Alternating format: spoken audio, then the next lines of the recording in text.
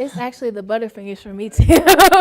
But we're going to kick this off with radar once again because if you missed it in first weather, we do have this flash flood warning in effect for eastern McCulloch County, western San Saba County. That warning will be in effect until 9 p.m. So when we're checking back in again for our next broadcast, right now, that's because we're experiencing a lot of heavy downpours, as you can see on the radar.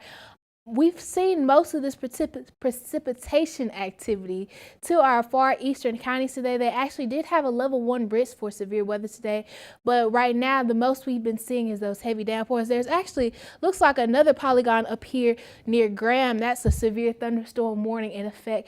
Now I can't really click to it right now because that's at the computer, but we do have those warnings in effect. Make sure you're staying up to date with us on social media. We'll have more in-depth material there for you. So until then, current temperatures right now, you see where those where that activity was heaviest with the elevated cloud cover. That's where we're seeing these cooler temperatures. So Brady right now 68 degrees, the rest of us in those lower to mid 90s. Ballinger in some places in those upper 80s, but we're going to cool down over the rest of the evening, making it to the mid 60s tonight with clear to partly cloudy skies across the region. Now the average though is around 61, so we are above average, but we have a cool down coming soon that we'll talk a little bit more about. But winds coming from the south, fairly calm as well. Now that cool down I just mentioned, that's coming between Thursday to Friday. Tomorrow's highs going to be in the lower 80s, but then on Friday we get to the 70s with our highs, and I'll have a little more about why in a second. But we'll start to slowly rebound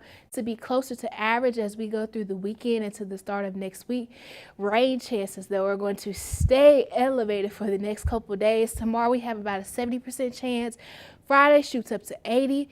40 on Saturday. Sunday into Monday will finally start to dry out a bit, but let's talk a little bit about what we have expecting tomorrow. Waking up in the morning, taking the kids to school, light precipitation activity throughout the Concho Valley, staying mostly calm, just a few sprinkles of showers throughout the day into the afternoon.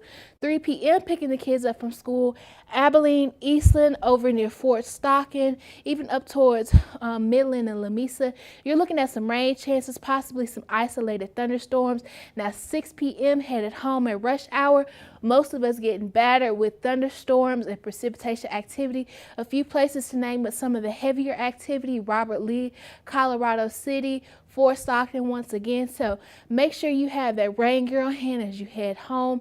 There's no threats for severe weather, but with any thunderstorm, there's always the heavy downpours, heavy light, frequent lightning, and possibly some wind gusts. Now, we've also been talking about potential flash flooding concerns because over the next few days, we could possibly see up to 3 inches of rain. But as you see, going throughout the rest of the evening, Thursday night, tomorrow night, putting the kids to sleep, activity just going to be even more widespread. So by the time we're on at 9 tomorrow, we're going to have some updates about that. And then Thursday night, just continuing through the night, it doesn't let up. Now that's all I have for right now. We'll talk about what Friday is going to look like tomorrow, but I mentioned that cold front coming through on Thursday. That's going to push through tomorrow and kind of stall just north of our viewing area tomorrow night into Friday morning. Stall again Friday.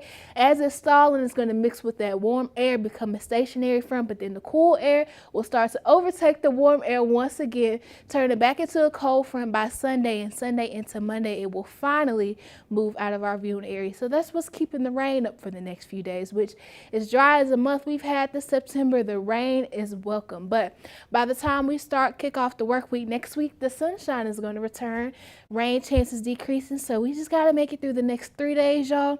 Then the sun will be back, the rain will be gone. But until then, back to you, Tim.